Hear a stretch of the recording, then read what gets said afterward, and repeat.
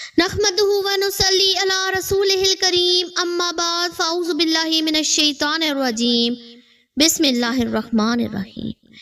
حضور آئے تو سر آفرینش پا گئی دنیا، اندھیروں سے نکل کر روشنی میں آ گئی دنیا، ستے چہروں کا زنگ اترا بجھے چہروں پہ نور آیا، حضور آئے تو انسانوں کو جینے کا شعور آیا۔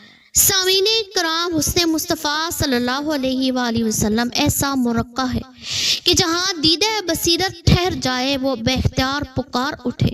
یہ جمال ازل کی جلوہ سامانی ہے، ان کی سیرت ایسا آئینہ ہے جس میں اخلاق کی رفتیں اور کردار کی عظمتیں عکس فگن ہے۔ ان کا ایک تبسم قمر کی چاندنی سے زیادہ پرنور، ان کی ایک نگاہ آب رواں کی طرح زندگی بخش، ان کی ایک بات باد بہار کی مانند روح پرور۔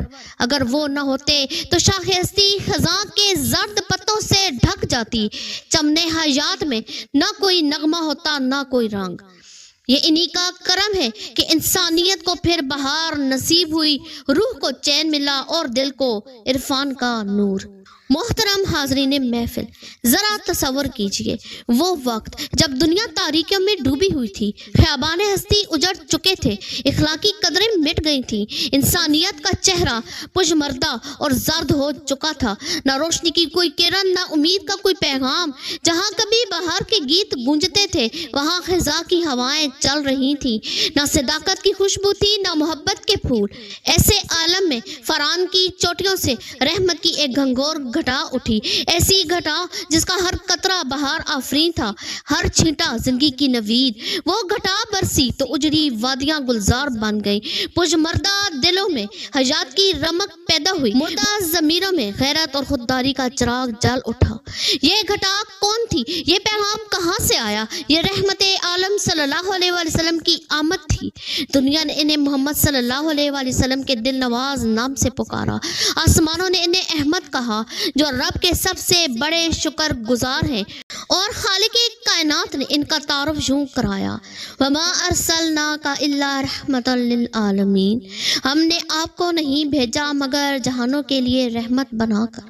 حاضرین کرام، یہ وہ ہستی ہے جو اپنی بندگی میں بے مثال اور محبوبی میں بے نظیر ہے، وہ جو دنیا کو زندگی کے رموز سکھانے آئے، جنہوں نے انسانوں کو انسانیت کا لباس عطا کیا۔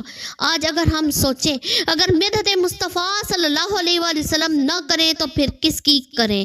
اگر زبان ان کے ذکر سے تر نہ ہو تو اس زبان کا مصرف کیا؟ اگر دل ان کے عشق سے روشن نہ ہو تو ایسے دل کی حقیقت کیا ہے؟